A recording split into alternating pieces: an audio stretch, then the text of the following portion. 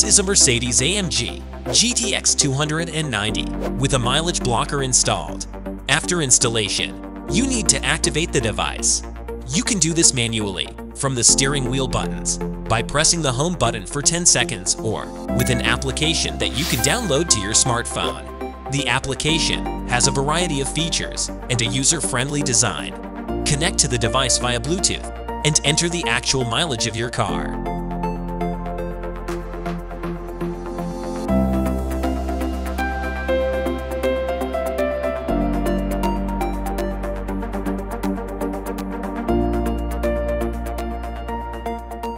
Mileage blocker for this model has 3 modes.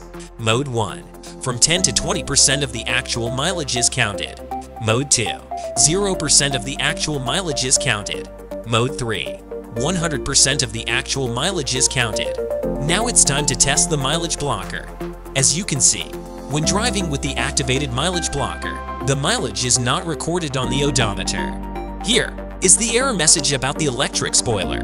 But on GT models with fixed spoilers, everything works.